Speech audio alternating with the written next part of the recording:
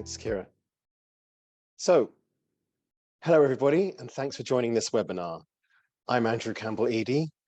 I'm the Communications Manager at the Irish Centre for Diversity. I'm a Black man in my 50s. My pronouns are he, him. I have shaved hair on my head and a black moustache. I'm wearing glasses with a thick black frame. I've been in Ireland for over 12 years and I still haven't managed to shake this English accent. For anyone that's joining us for the first time, just a few words about the Irish Centre for Diversity. So the Irish Centre for Diversity is a D&I focused company that supports businesses and organisations to become more equitable and diverse. We are the leading organisation delivering D&I training in Ireland, and we've coached more than 250 companies across many sectors. Supported by IBEC, we've developed Investors in Diversity, which is Ireland's premier D&I accreditation mark. Investors in Diversity provides a structured framework to transform workplace cultures and practices so that all colleagues can thrive and share a sense of belonging. In addition to this, we offer full consultancy service to help with any specific D&I needs. Now, we recently launched the first ever National Diversity Inclusion Awards, which celebrates Ireland's D&I excellence across all areas. And this webinar is important, along with all the other webinars in the series, is important to share the learnings and insights and experience from our finalists and our winners and our highly commended entrants, so that everybody can apply those learnings to their own organization so that we all benefit. And hopefully those learnings that everyone takes from today can be applied to an entry for next year's awards. Today's session focuses on the Musgrave Employee of the Year Award. And we'll hear from the award sponsor, the shortlisted finalists, and the award winner about all of their work. We're joined by Sarah Garvey and Vanessa Cunningham, our ISL interpreters for this session. And some housekeeping before we start. The session's being recorded, and the recording will be available on the Irish Centre for Diversity website, which is irishcentreforddiversity.ie. Everyone is muted except the panel, and please do use the chat function to tell us where you're zooming in from today, but please do save any questions for the Q&A function so that the panel can see the questions, and we'll get to them either in the either as we go along if there's time, or certainly in the Q&A section at the end. An organization is its people, so I'm so excited to hear from everyone, all the panelists today, about their exciting D&I progress that they're delivering every day. Without further ado, I'm very pleased to introduce our host for today's session, Eileen Biggs, who's HR Project Manager at Musgrave.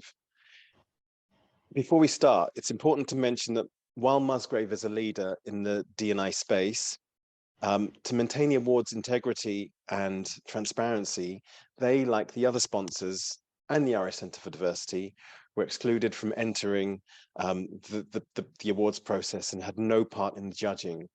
With that said, Eileen, over to you. Welcome.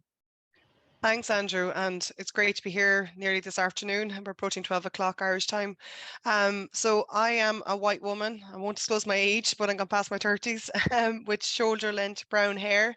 My pronouns are she, her. I'm originally from Cork and also now based in Cork. And people from Cork, as you may know, speak quite quickly, so I will consciously try to slow down today, because if not, no one will understand me, okay?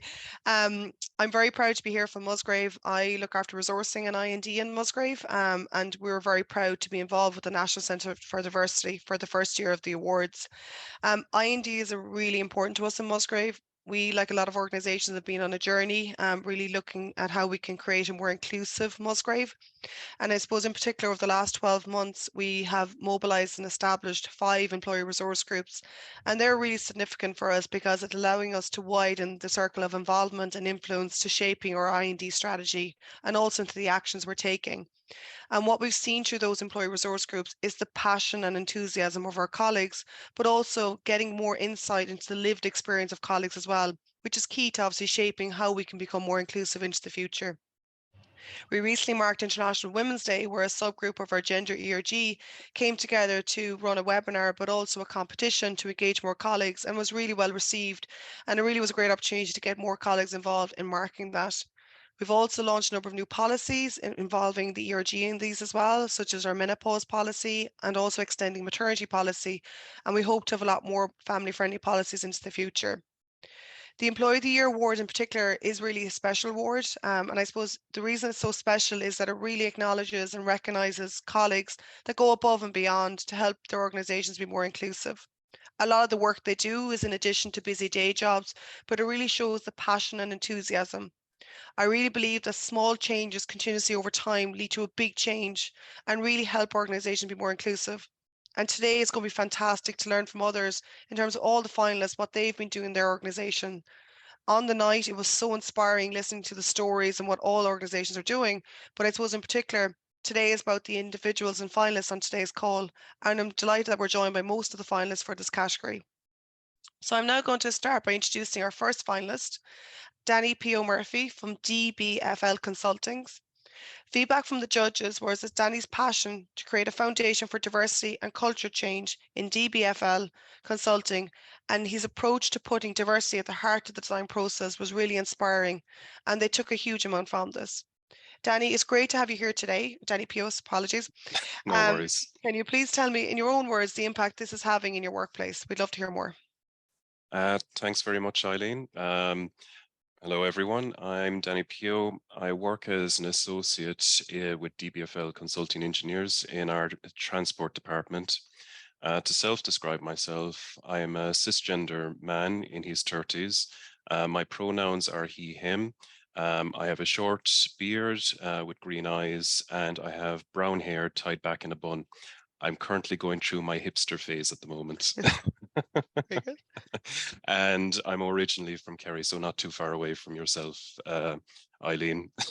Very good. So just before I start talking about where I've helped highlight the benefits and impacts of D&I, it might just be worth mentioning my lived experience and where my D&I journey began and why it has such a why I have such a profound passion and drive for D&I. I'm actually an openly queer man in engineering. I've been from the west of Ireland and I was born before decriminalisation. So I have faced and sadly have experienced homophobic discrimination and prejudice and worse from society and in education and even in my career. But just to say that that foreshadows the amount of positivity I've seen in the last a couple of decades, the phenomenal change that we've seen in society and even in our organizations, and D&I has changed that so much. But coming from that lived experience, I have never wanted that to be the constant narrative and status quo within our community. And I wanted to be part of that movement to break down barriers, break down norms and prejudice. So after I came out at 20, I became an LGBTQ advocate for 9 years, where I was advocating greater awareness, equality, inclusion, peer mentoring, and well-being in colleges and organizations around Ireland. So naturally, by osmosis, that passion and drive for greater inclusivity for all made its way into my company, my industry, and the wider community through my design and planning work. To begin with, in DBFL, to start the story, myself and along with my some of my equally passionate colleagues, 2 years ago, we set up our company's D&I steering committee, or ERG. But with my past knowledge and research from the onset, I've been heavily involved in our planning and implementing DBFL's D&I action plan, formulating inclusive policies, creating our D&I statement and strategy to make our company a more inclusive place for all, but also constantly on top of all of this, building fun, engaging, informative and impactful awareness events, training initiatives, and creating platforms to support those who need to be heard, to be visible, and to be represented. And even going further than that, promoting inclusive designs in our processes, our built environment, including assistive technology in our public consultations with the public, and even more than that. And to see, and it's been amazing to see the phenomenal rate that DBFL and my colleagues have embraced D&I over this time period, that inclusivity is the very fabric, DNA and hallmark of my company and its employees. And every measures and metrics that we take over the last 2 years, they've just been going up exponentially. But in parallel to all this work in DBFL, I've also been highlighting externally and helping build a similar foundation in our industry, which is not known for D&I. Mary, who's also on the panel, myself and other highly dedicated engineers from different backgrounds came together and helped to found the Inclusion and Diversity Society for Engineers Ireland, our professional body, whose purpose is to promote D&I across the Institute's 27,000 membership by building awareness for the need for an inclusive institute and industry where every member feels a sense of belonging and where where diversity is embraced, supporting our innovation and our engineering excellence. Right now, it's just getting its footing, but we've started that all-important conversation of D&I in our industry. And lastly, in my own role as a transportation engineer, at every opportunity I try to build awareness and proactively go beyond the minimum of our standards and our guidance of how we build and plan inclusive, accessible schemes, infrastructure and transportation plans by putting D&I in the very heart of our design processes. By being proactive and innovative for our vulnerable users, our impaired users, being age friendly, and being aware of everyone, the mobility needs of everyone, creating holistic schemes to create all modes of for all modes of transport and inclusivity for all. Just to give an example of one, last week we've just helped to publish the Sustainable Swords strategy, which is gearing the town of Swords into a city of 100,000, but embedded in that is inclusivity. You have awareness and security for all people, for gender, to be age friendly. There's hyper awareness for people from neurodiversity, developing sensory parks and spaces for them, being aware of the material that kind of might deter them away from public spaces, making sure public spaces are accessible to everyone in the community, and that we've engaged in from the schools to every kind of stakeholder for diversity in our public consultation. So that fed through the whole into our plan anyway. So that's just one example of how we've done this in DBFL. So I think that swiftly sums up my D&I journey to date, Eileen. Fantastic, Danny Pio, like amazing. You know, the breadth of your examples and stories is amazing. And even from your own personal story as well, it's really brought a huge inspiration. And thank you very much for sharing that. There's certainly a lot of learnings we can take for other areas. Our next finalist is Jennifer Corcoran from Hayes. Unfortunately, Jennifer is unable to join us today, but I would like to take this opportunity to read some of the comments that the judges shared about Jennifer's submission.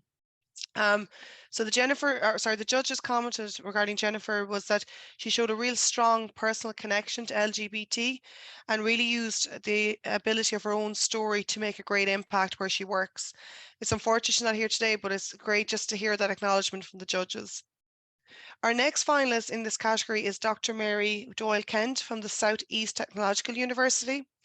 We're pleased to hear the judges were impressed by Mary's exceptional ability to influence the culture of her university and her engineering community through the creation of research, policy, strategy, and infrastructure for growth.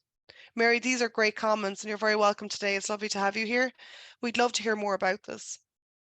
Thank you, Eileen. I'm absolutely delighted and honoured to be here today with you all, to be with friends, really. My name is Mary Doyle-Kent. My pronouns are she, her. I'm a mother. I'm a carer. I have dark hair and I wear glasses. I have brown eyes. And I suppose the essence of my being is about, working with people, humans, in an equitable way, to share the diversity, inclusion and belonging message in everything I do, from my personal life to my professional life. First of all, I just want to thank Roisin Shanahan, who is the Senior EDI Officer in SETU in Waterford, because Roisin actually spotted that I was doing all of this work over 2 decades. I didn't know that anybody was looking at me or that noticed what I was doing, to be honest. I was working away. I'm a female engineer. Danny Pio mentioned, that engineering isn't necessarily the most diverse community and professional area. And when I was in college, in the last century, I tell my students, there was 3 girls in a class of 90, I'm a lecturer now. I'm a lecturer in mechanical and manufacturing engineering in SETU Waterford. And we've been working really, really hard, to make our community more diverse, inclusive, and, to really, embrace differences, and to, I suppose, cherish everyone as an individual. Our numbers are increasing. So in some of our classes, we have up to 25 and lately 50% females in SETU Waterford. But I would like to say we don't just look at the, the male-female ratio. We look at all forms of diversity, and we're a very welcoming community. Okay, so I'd also like to share with you that I'm mother of a severely disabled 19-year-old son. He's my pride and joy, Pierce. And for the last 19 years, I've been working in my personal life to, I suppose, to empower family carers, to, get the best for him, to work within the systems that that I've had to work with, to give him the best quality of life that he can possibly have. And of course, this is filtered through into my everyday life. And I was one of the founding members of the Family Carers Network in SETU, which is just getting off the ground now. And it's going to transform how carers are viewed and appreciated in our workplace. We're the first 3rd level college to actually introduce a Family Carers Network program with Family Carers Ireland. So that's very, very exciting. So that's my caring side of it. I was really thrilled and honoured to be recognised as the person in SETU, Southeast Technological University, who went above and beyond my normal role, if you like, day-to-day role, and I suppose, challenged the norms in EDI in engineering. I've been a member of everything EDI for as long as I can remember, the Athena Swan Committee, the EDI Committee. I've worked on multi-campus EDI committees. I've done as much work as I can possibly do to support all minority groups in everywhere that I can. I've been involved with the Ada Lovelace Committee. I organise coffee mornings for our female engineers for nearly 2 decades now. So it's something that I've done. I suppose it's a natural part of my DNA, to reach out to people and to bring them in, and to be there for people when times are tough, or if there's any discrimination, or if they're going through a difficult time. I've set up and chair an interdisciplinary group in SETU, where we're designing a unique visionary programme looking at the educational needs for the modern diverse engineering student. And this will bring in a hybrid model of education. It'll bring in flexibility. And I suppose the idea is to educate, future global engineers that are outlooking and outworking, in a global engineering community. I am a founder member with Danny Pio. Delighted to have known Danny before this, of the EDI Committee in Engineers Ireland, and he's spoken a little bit about that. In terms of what I do outside of Waterford, I'm the global chair of the Equality, Diversity and Inclusion Executive Committee for a research organisation with over 50 countries and 20,000 members. So I'm the executive chair of the International Federation of Automatic Control, which focuses on automation and control in engineering. So I've set that up with the committee, and we have introduced global awards. We've introduced, the terms and governance. We've introduced for the first time ever Diversity and Inclusion Day at our World Congress in Japan, coming up with, panel events, luncheon events, and lots of exciting things. So it's the first time in an organization, a global organization, which was set up over 60 years ago, that they have had, I suppose, a diversity and inclusion committee and also work in that area. So I'm quite proud of that, and I work with a group of wonderful people who are making change. We're change makers, and we're doing it in a very gradual and empathetic way, so as people don't feel uncomfortable. In an organisation that's over 60 years old, you have to be very careful about how you introduce all of that. So I'm involved in the strategy. I'm involved in, setting up invited sessions for EDI in different technical committees and international conferences. I've written at this stage, somewhere between 50 and 20 papers, academic papers, that can be found on Google Scholar if you look up my name. And it discusses everything from equality, diversity, inclusion in, Eastern Bloc countries like Kosovo, and why women struggle to be employed and to get an engineering education there, to working with, program directors of, the National Science Foundation, comparing, really in engineering from India to Japan, to Bulgaria, to Romania, to Ireland, to the States. So there's there's a really interesting set of resources there. If anybody's interested in reading up about it, collecting data, analysing it, and looking for ways, I suppose, to make things better and more inclusive. I'm also a guest speaker, so I travel internationally and I lecture. I'm going to, for example, Vienna, to the Technical University of Vienna, TU Wien, in April, and I'm going to lecture on the area of diversity and equality in engineering. I'm an Irish Management Institute Research Associate.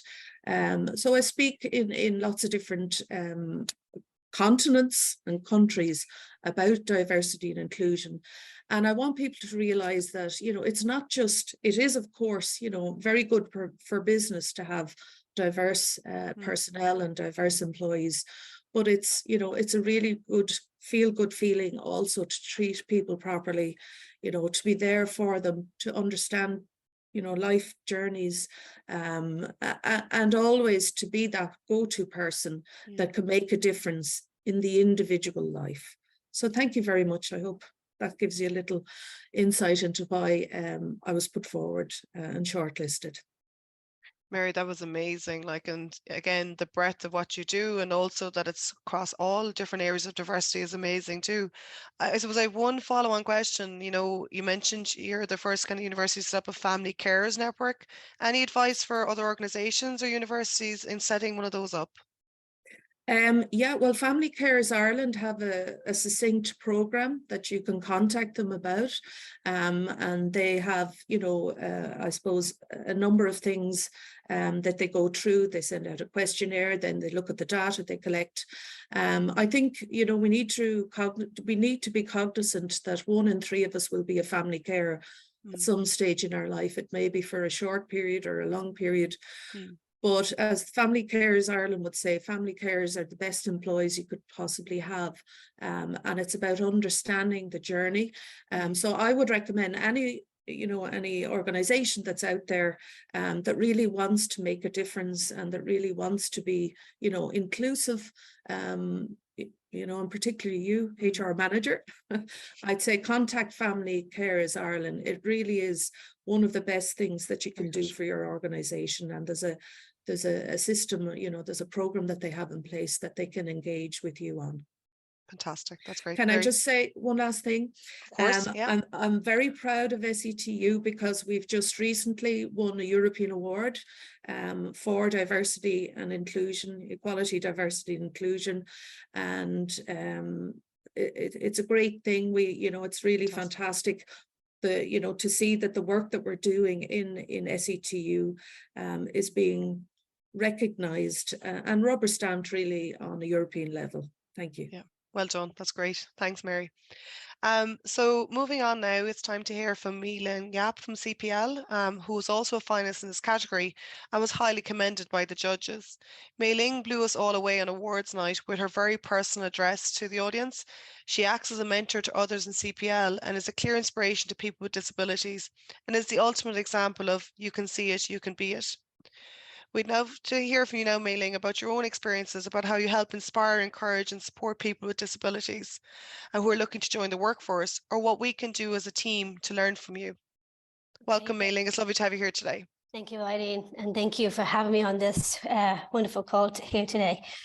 So I'll start off by saying I'm a young woman with Down syndrome. I am a biracial with an Irish mum and a Chinese dad, as you may have guessed by my name. I have shoulder-length brown hair and brown eyes, and I'm wearing a royal blue top. So I am very overwhelmed by the amount of positive feedback I received in response to my speech at the awards event. I am honored and privileged to have been nominated by my manager for Employee of the Year.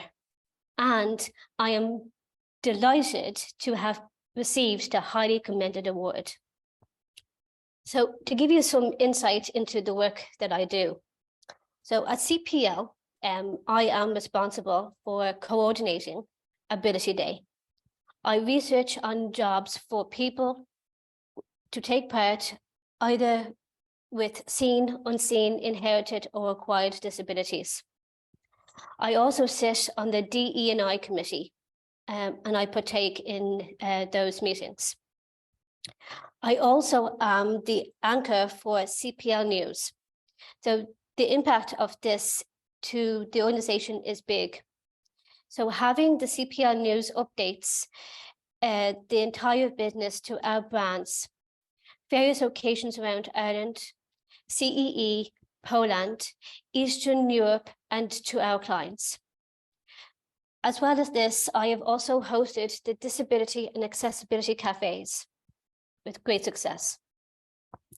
I am also the first graduate from Trinity Centre with people with intellectual disabilities. And since then, in 2015, CPL became business partners. I'm also involved with the Open Doors initiative. So this provides opportunities to some of the marginalized members of our society. They create pathways to work through training, education, employment, and entrepreneurship. I also have been one of the keynote speakers at the Open Doors, at the launch of Open Doors, I should say. Also through CPL, I have been invited to speak on the topic of disability, inclusion, education in other companies, such as Milestone Aviation and Arthur Cox, to roll out on initiatives and the do's and don'ts of hiring people with disabilities. Also, I also work at Trinity Centre Aging with Intellectual Disabilities. So at Trinity Centre and Aging and Intellectual Disabilities, I work as the Ambassador Liaison Officer. I also chair a public patient involvement, and I manage a group of people who have intellectual disabilities. On top of this, I also volunteer to help with different things like projects and interviews and training field researchers. As well as this, I also help researchers to plan research. As well as this, I also been involved in many webinars. I can't remember the rest of the webinars that I've been involved in. There's so many to count. Also on top of this, I made a documentary called Aging with Pride. So this is a 20-minute documentary with IDS Tilda called Aging with Pride. So it is a documentary based on the findings of 10 years of research into the lives of adults with intellectual disability by IDS Tilda, led by Professor Mary McCarran. The underpinning values of IDS Tilda are inclusion, the promotion of best practice, and make a contribution to the lives of people with intellectual disability. As well as this, I also sit on the steering committees and also on the National Intellectual Disability Memory Service. As well as this, I am really passionate about being an advocate for people with all disabilities. As well as this, I also work for Digi Academy. So Digi Academy is an accessible digital skills education app, which has been co-designed with 500 people with intellectual disabilities across Ireland and other EU partner countries. The face and voice of the programme are people with intellectual disabilities. I am employed as the Citizen Advisory Panelist and DG Academy teacher to deliver step-by-step tutorials to support people's digital literacy. I'm passionate about technology and helping my peers safely to navigate and enjoy the digital world. Digital access is recognised as a human right. Thank you. Amazing, Mei-Ling. Of all the work you've done, which has been your highlight to date? Oh, wow. There's too many to count, okay. I think. My main one is CPL, because I feel that they support me in my role. As well as this, my colleagues are just amazing. They support me in every way possible, and I am entirely grateful and very appreciative of my entire HR team. Brilliant. Fantastic, Mei-Ling. Thank you again, for sharing your fantastic work and personal stories. There's so much there, which is amazing. And congratulations again on your achievement at the First National Diversity and Inclusion Awards. Personally, your address on the night was so inspiring and fantastic. So well done again. We're now going to move on to hear from the winner of the category, which is Honeybell O'Keefe from version 1.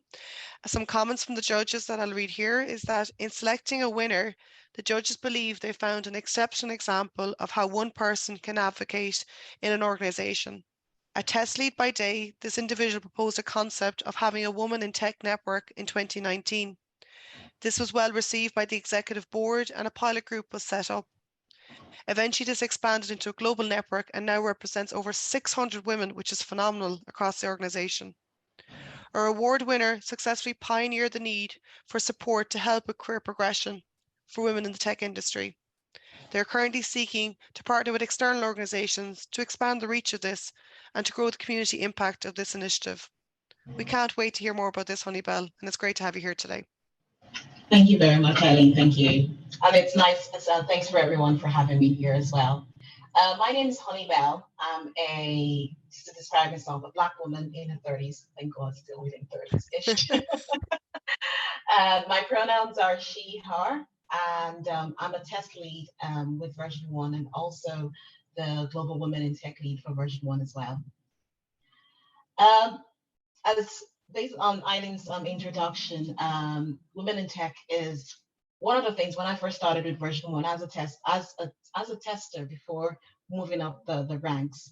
It was one of the things that I never thought, it didn't come to my mind as a need. Diversity and inclusion was one of the things that I had in my mind, making sure that we have, I'm surrounded by diverse people, diversity of thoughts. And, but just to give a bit of a history as to how Women in Tech started within version 1. I was a diversity and inclusion champion, one of the core members for version 1 as of that time. And one of the things we'll usually do is to look at the strategy, look at what we have in place, just to make sure that everybody is engaged, everyone feels like they belong, everyone's opinions are being heard, and people can voice out their opinions without fear of anything, to be honest.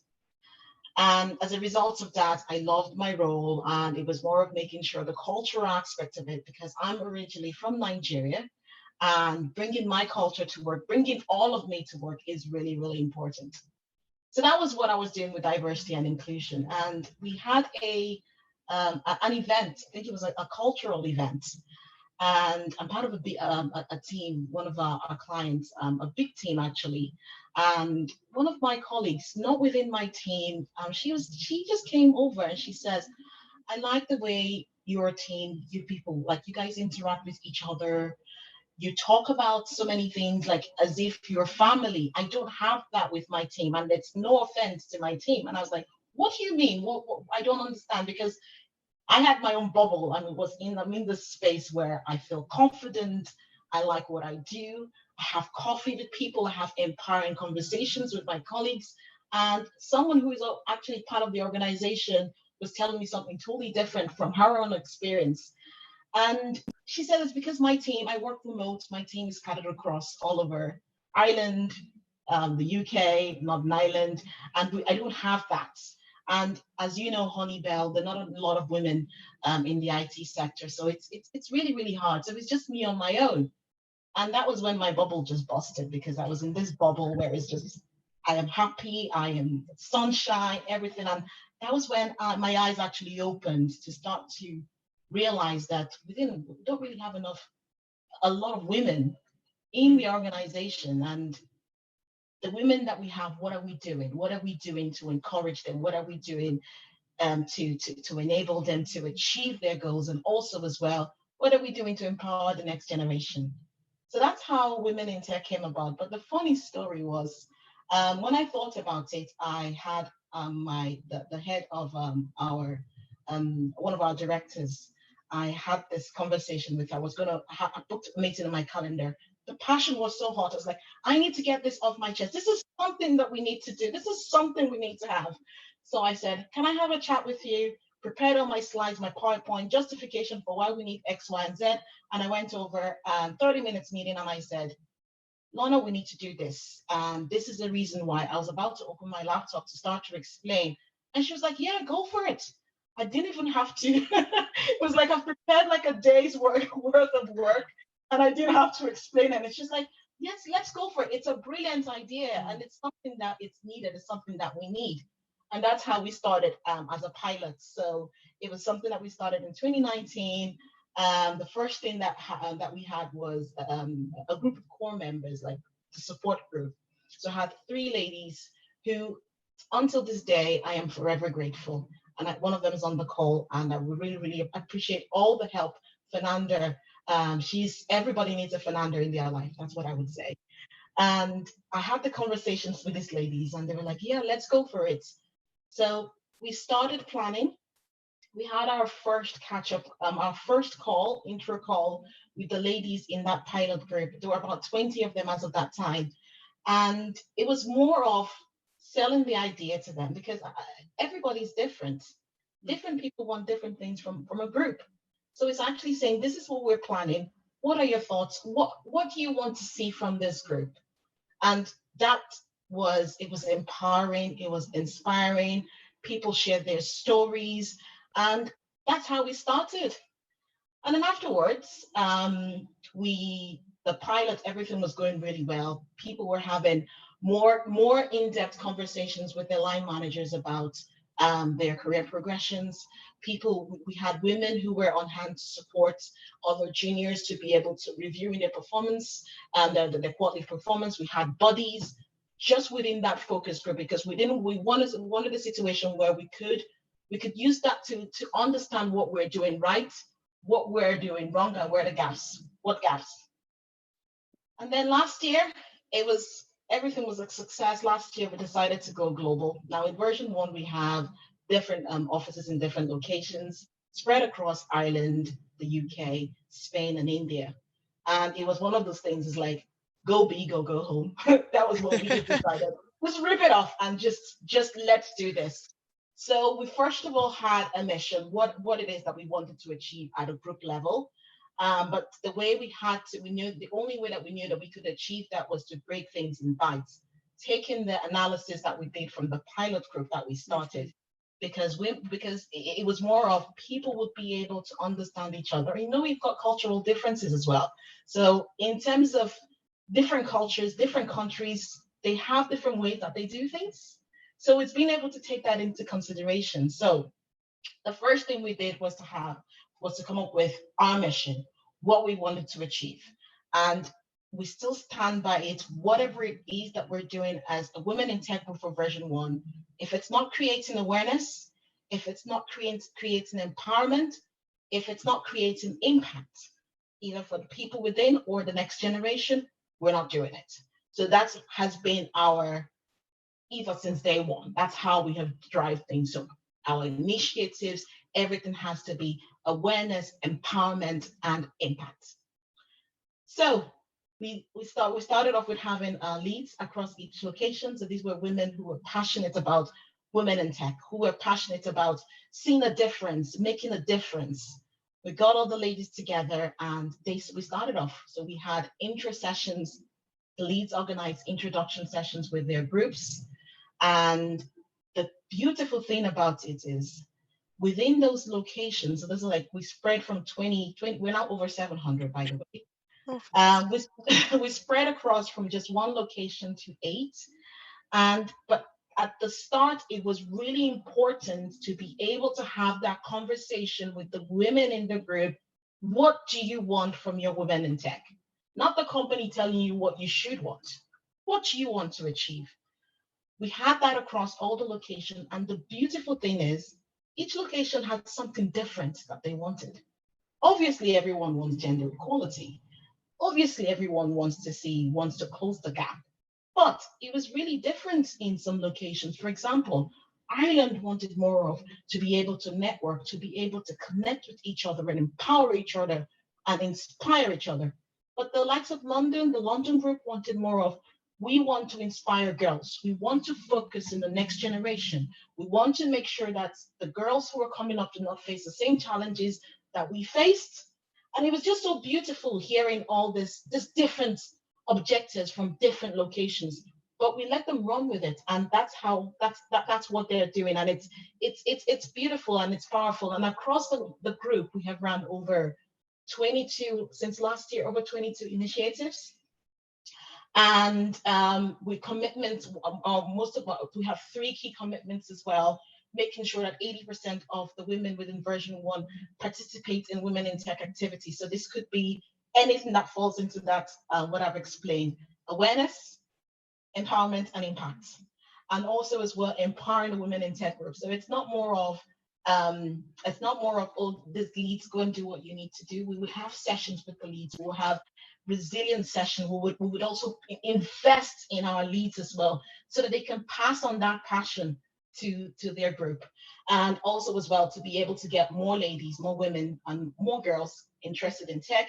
And also having people, ladies also, we also had, I will talk about the initiatives pretty soon, but we also had another objective to be able to get either more the girls into tech, girls in secondary school, primary school, whatever, interested in tech, knowing that tech is not all about coding. And also as well, returners, women who've come back from maternity or who are in a totally different. Actually have a lady who was a doctor, who is now a developer, through the Women in Tech Academy that we did. So it's all around that as well. But one of the things that the Women in Tech group for version 1 actually sits under our ESG group. So that's our environmental, social, and governance group. And under that group, there we have 7 pillars. And to show the importance of women in tech, Women in Tech has its own pillar. So we're being supported by our diversity and inclusion and belonging manager, Chloe, and I thank her for the nomination. She was the one who nominated me, but I know at the start of the call, everyone was like, oh, you would talk about, I never even saw the submission. I didn't know what was happening until I got a message to say, oh, you got an interview, you need to, and I said, what? So she's been fantastic, but that was one of the strategies that we had 2 years, last year, to be able to hire a diversity and inclusion manager to be able to bring things in around the overall diversity, inclusion, and belonging for version 1. And Chloe would always say that she always calls herself a train driver with a kind of like an amplifier, and her job is just to make sure that she is pulling things along. We have the empowerment to do what we're supposed to do. Her job is just to make sure that we're steering going in the right direction. So also as well, we have different types of, so we've got our own objectives as well, and our objectives around mentorship. Mentorship is a key, but one of the things I was going to touch on before our objectives was around whenever we're thinking about what we're going to do as what we wanted to achieve at the group level. We wanted to be involved. We wanted our objectives to go through the life cycle of a female employee within version 1. So recruitment, for example. So when you start with a company, you start with recruitment. So we wanted to make sure that, okay, our job specs, what does that look like? We had to revamp all that to make sure that it's I don't want to say female friendly, but you know what I'm talking about.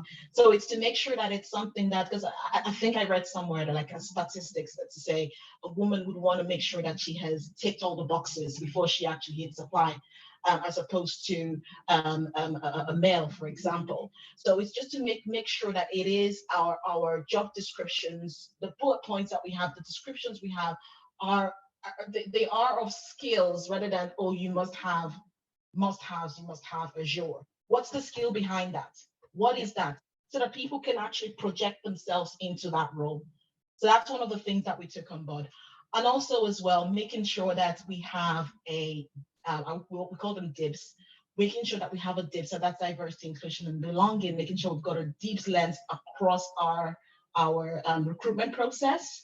Also as well, making sure that we've got at least a female in our interview panel. Now, as you know, we're not a lot of us in the tech sector, so we do try to achieve that, but it is key because you notice in interviews, like for my interviews, you would have people who would say, oh, once they see a woman in an interview, like you would see that, I'm not saying that but you get that because they just feel that one way or the other, you're going to get what I'm talking about. It's not like, but we also train everybody. We have an interview training that goes through women in tech, that goes through diversity and inclusion, but we just try to ensure that we have at least one female representative in an interview panel. As well. That's one of the things that we've pushed for. Also as well, our Women in Tech Academy. So we ran one for Ireland, I think last year or thereabout. But one of the things that we wanted to do, so these were mainly for women returners, so women who were coming back to work. One of the key things that we did afterwards was, okay, it's not more of, oh, you've graduated, here is your project, here is your client, here is your team. We also created a buddy system from the Women in Tech group. So we had a lady buddying up with someone else from the academy, and it's just more of, it's not War and Peace, it's just 30 minutes. Yeah. How was your day? How are you doing? How are you coping? Is there anything I can help you with? That was basically it. 30 minutes on pizza, and it was so good. And it's something that both the buddies and the women, the ladies from the academy, they learned a lot and they developed a lot from as well. Also, our objectives are around health and well-being. So the likes of fertility, menopause initiatives, creating that awareness. We designed and implemented a menopause policy guidelines as well. We also have we also have speakers, external speakers who will bring in to talk about, not just, we have company-wide events, and our company-wide events would include everybody, so it's not just women, so that there is awareness across the board. But we do line managers training, so that line managers are equipped with what they need, how to communicate in terms of things like, for example, menopause or even fertility. Yep. We also have fertility support sessions. I think we're actually hosting one, I think at the end, actually tomorrow. One's happening tomorrow, and another one for the managers will be happening sometime in the future as well. We've also signed up to a menopause. We've also signed up to a menopause charter as well, just to be sure that we are keeping ourselves accountable around all those bits as well. Now, after people have done all that, their health is all good, the next bit is, how do we reward people? So this is part of our objectives, rewards and recognition. How do we ensure that people are being supported, women are being supported throughout their career journeys? This particular bit is one of the things that's still work in progress, but we would usually have what we call like quarterly HR clinics. We would have resilience sessions with our talent and development team. Those type of sessions are when you come out, you be like, yes, I think I can conquer the world type of sessions. So usually have that internally, but also as well, we also have the external side of things, which is part of this. The reason I was nominated, it's part of our rewards and recognition team, looking out for awards awards that people can be nominated for the great work that these ladies are doing within version 1 as well, and also our allies within version 1. Also, we need to hold ourselves accountable, and that's where transparency comes into play. And that has been one of the big focus for Chloe, who is our diversity, inclusion, and belonging manager, is around our gender pay gap. So it is something that we're not there at the moment, but it is something that we're putting objectives and strategies and all the bits that I've talked about in place to ensure that we are on track with where we're supposed to be. We also have various internal events. These are the ones I was saying at the start, of over 20 events that we've done so far, including lunch and learn sessions, just to be able to help with awareness, to be able to help with empowerment, and also as well to be able to help people understand what is out there in terms of, for example, sponsorship and education. That's another objective. How can I empower the next generation? We've got sponsorship with groups like Sister In, Tin Turn Island, and we also have a support network for the STEM ambassadors. We would also invite girls. I think I actually finished a mentee session yesterday where we have young girls coming to the office, and we go through an all-female band. Yeah, I know I'm biased, but it's more of all the ladies would try as much as we can to make sure that the people who are coming to do these talks are ladies. You see, can't be. So we have ladies. Honeybell, there's a huge amount you're doing, and your passion and your enthusiasm for your award is clearly coming through, and the work that you do is clearly coming through. My God. I do have to bring us back on track because time is our enemy. And I do need to leave some space for Q&As, and I'm sure that some of the questions will bring you back in and you can share more of your journey, but I would like to move us on because I know that we're coming up to lunchtime and our time is precious. So thank you so much for all of that, and thank you to the rest of the panelists for all of your enthusiasm and passion so far, really coming through. I have one point I would like to make before I open it out to the questions from the audience. One thing that came clear to me is that there seems to be I'm gonna mangle the points. What I would like to say is that, you know, a rising tide covers all boats. We've heard about Danny Pio and Mary's work with Engineers in Ireland, Honeybell, your work with Women in Tech. So, you know, the whole gender focus, I'm sure, is spreading out, you know, positive benefits to other groups. So that's something that our audience can remember and just bear in mind, that there's no problem with just focusing on just one group or another, because a rising tide does lift all boats.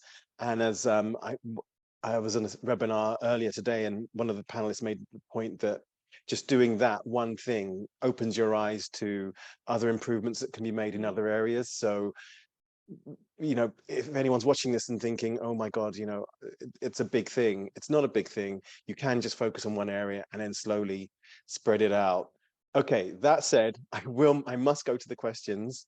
So once again, before I do that, thank you very much to everyone. There was one question that came in, and again, kind of focusing on the gender aspect, I guess. it was our first question, in fact. It was to Danny Danny, Pio and Mary. It was about the building sector. Where do you see the biggest obstacles or challenges remain in attracting a more diverse workforce? And Mary, I know that you've already answered that in the chat function, sorry, in the Q&A function, but Danny, if you'd like to lead first with your answer, and then Mary, if you could just, it's a very big answer, but if you could just expand more, because I'm sure there's more to be told that you couldn't fit into the box. So Danny, over to you. Yeah, so I think one thing that myself, Mary, and the other people talk about a lot in diversity and inclusion society is you cannot attract, you can attract all the diversity in the world anyway, but if you don't have inclusion or a very good culture, you won't keep that diverse workforce. So that's one of the main things anyway, that you have to really focus on your culture and the inclusivity of it as well. Just to kind of like we've heard a lot about gender in engineering, like we've only have 7% female representation in Engineers Ireland, which falls very short anyway. So there's a heavy focus on that anyway. But even focusing on that, it has a benefit for every other community, every other type of person as well. So focusing on one benefits everyone else as well. Saying and for intersectional focus, and just to give an example of addressing culture change anyway, like to be LGBT in STEM, so that includes engineering anyway, there's a severe culture problem where half of our workforce that are LGBT are actually in the closet. So that just screams that there is an inefficiency in our actual in our culture. So, and there's also a thing where there's not that amount of role models. And I think the question being asked at the moment is, can you name an engineer who is LGBT in Ireland? No one can.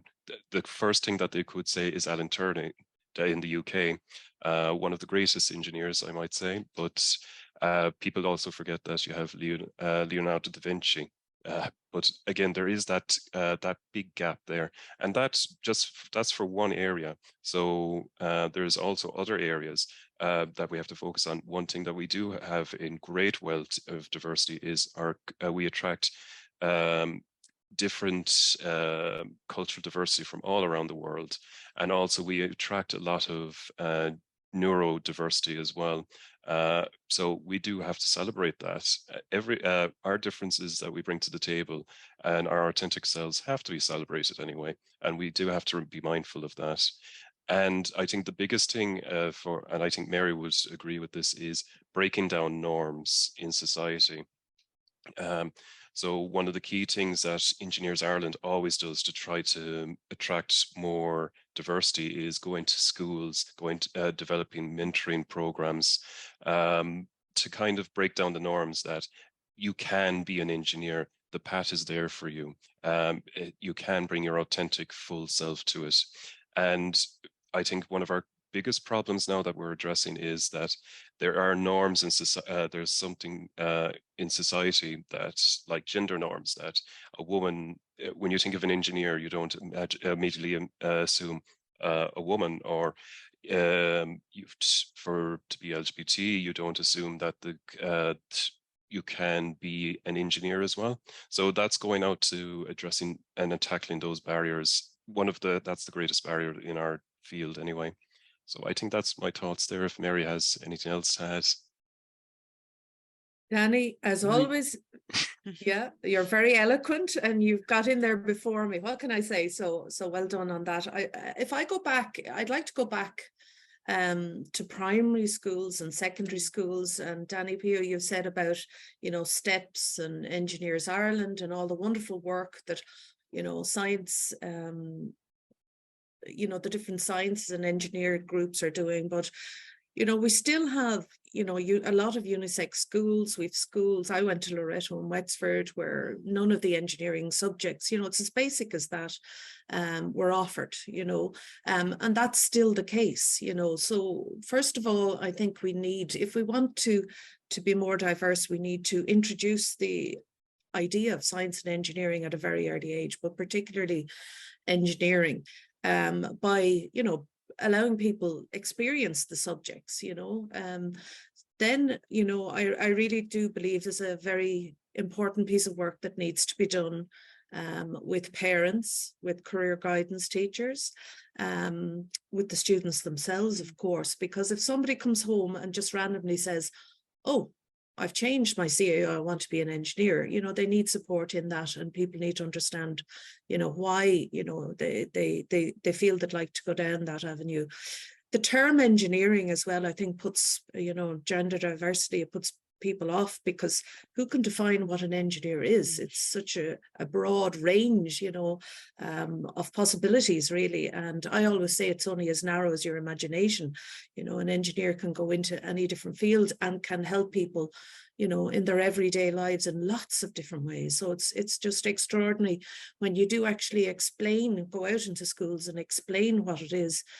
People say, oh yeah, maybe I could do that. You know, maybe I could be a biomedical engineer instead of being a doctor or a nurse or a carer or whatnot. So, or whatnot. So we need a really strong media campaign to explain to people, you know, and I agree, Danny Pugh, the role model element is so important, especially for young women. You know, we really need to show people that there are very successful young, you know, and not so young female engineers, and, you know, gender diversity engineers and LGBTQ plus engineers, people that are very successful and loving their careers. And we need very strong role models so that people can look at that and say, yes, well, actually, I could do that, you know. So we need to fill the pipeline, and then, you know, we need to look after people when they do go down that avenue. So, you know, in college, I work in a third level, you know, I work in a university. We need to look after people to make sure that their experiences are positive, you know. And then when you go into the workplace, likewise, you need to look after your staff. And you need to get to know what are the challenges, you know, and really embrace that, you know, what's it like being a female out on a building site, for example. Yeah. You know, what kind of personality do you need for that? Is it for everybody? Is it not for everybody? So to fill the pipeline and to look where the leaks are, you know, through your career path, and how to, you know, I suppose, support people, you know, in that journey. What I'd like to just maybe finish on is that, you know, taking just gender, you know, in my, I suppose, research work, I have seen that there are countries where there are more female engineers than men engineers. And a lot of that is with the socioeconomic policies and governments. You know, for example, you know, the Eastern Bloc countries, they had to put a cap on 50-50 male-female engineers because the women were doing better, you know, before, you know, for example, Bulgaria became part of Europe. So they've had to cap it. Also, another country where you have a very high percentage of female engineers is Malaysia. And it's due to the governmental policies and the acceptance of women in high positions of power, you know, where they can actually make changes, you know, at a fundamental level, you know. So there's no problem with, you know, young men and young women being good at maths and being good at science and being good at engineering. It's just that they really don't, I suppose, have a feeling for where that could bring them if they chose engineering careers. And in my opinion, they don't understand the huge impact they can have on people's lives. You know, I talk about the global engineer and how important it is to have all different types of people, or people from different backgrounds, you know, different, you know, minority groups as engineers, because we're the people that are going to make the world a better place going forward. So that's a brave comment, but I passionately believe that. So I hope that helps. Great. That's a great line to finish on, and so true, I like to think. I'm just going to open it out again now to a question from Eileen. More love for you in the room, and more love for you in the questions anyway. a question for you is, what do you think has helped you most to support your huge steps in progressing through your career? Well, thank you. Firstly, I want to say thank you for the question on this particular question. So I think the first thing on this is the encouragement and dedication and support from everyone around you. In my case, I appreciate my family. They encourage me to be the best that I can be. It's also about my colleagues really support me in absolutely everything, which is absolutely fantastic. Also, I feel that I push through my own personal barriers, which brings a lot of determination on my part to be involved and get my voice heard. Because I believe at the end of the day that, take a walk in my shoes. It's not easy to gain employment. It really isn't. I have fought so hard over the years to get to be in the position I am in now. And my God, I get up every day and I come to work with a big smile on my face. And I'm so proud to be in the situation I am in now. That's because I've persevered, I've dedicated myself, I've worked extremely hard to be in the place I am in now. And I'm entirely grateful to CPL and to Trinity for believing in me, in my capabilities to do what I do and love what I do. And I'm extremely passionate about the work that I do, and I will continue to do that. Thank you, Maylin. That support from an organization and your peers and your colleagues and leadership and the as inclusive culture, business workplace culture, really it's kind of an underlying theme across what everyone said today. On that note, I wondered if I could just ask Eileen. Musgrave has a huge impact across Ireland, and I wondered, what would you like to share? Maybe the ways that Musgraves itself is enabling and supporting a D&I journey of disability advancement, or anything really. I know that we've done a webinar with you on the National Diversity Inclusion Awards website, but if you could just share some of that story with us now, if you don't mind. So no problem.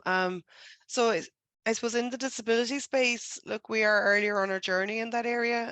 I suppose last year was the first time we went out and recruited a neurodiverse intern, and we took a lot from that experience in terms of bringing that individual into the business, and I suppose in particular supporting the management and support structure around that. And we hope to do more of that again this year, because it's really about understanding that everyone brings individual strengths and skills into the workplace, and that's one of the key learnings we took from it. We've also been doing a lot around raising awareness of accessibility. I suppose a lot of our focus up to now has been more of the physical ability challenges. And last week, we actually brought a number of students from the Certificate in Contemporary Living course in UCC into one of our sites in Cork for them to actually experience our work environment. What was it like from an accessibility perspective for someone with intellectual disabilities? And like on a positive, the environment was very well received. People really enjoyed it, but there were some good learnings for us as well from that experience. And they're now going to report back next week in terms of their insights from the experience. So a lot of what we're doing now, Andrew, is kind of moving beyond just the physical to the actual intellectual side of things, and actually understanding more about the lived experience, because we can take a textbook and we can design a space, that has X amount of dimensions, but it's actually a person from that background coming in and walking the environment and giving us the insight.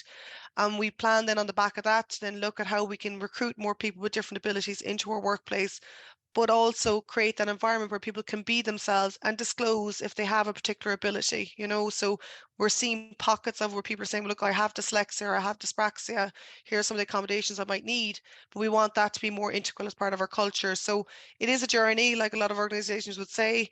We review we're earlier on that journey, but we definitely have a strong focus on it as we move into the future. Thanks, Eileen. God, I could continue this conversation. Well, I can't. I would love to continue this conversation. There's so much in here. The passion, again, once again, the passion, and there's so much.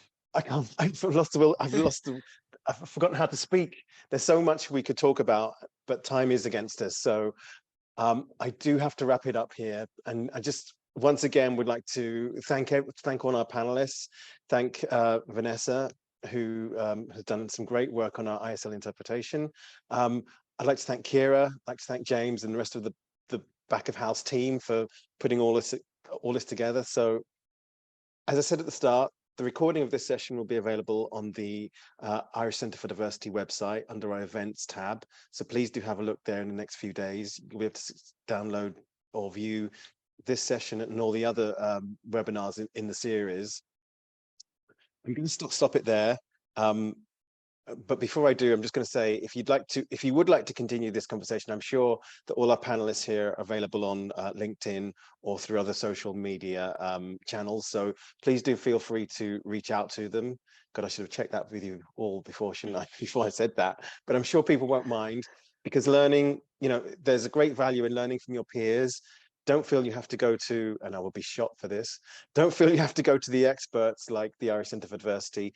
There's great value to be had from just reaching out to people that you see are doing some great work in the area and learning directly from them, a cup of coffee or just a Zoom call with people just to share learning, because, we all benefit when there's progress in D&I. So please do share.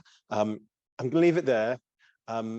Thank you very much to the panel. Thank you for everything that you've shared. Thank you for your passion. Thank you for your enthusiasm. Thank you.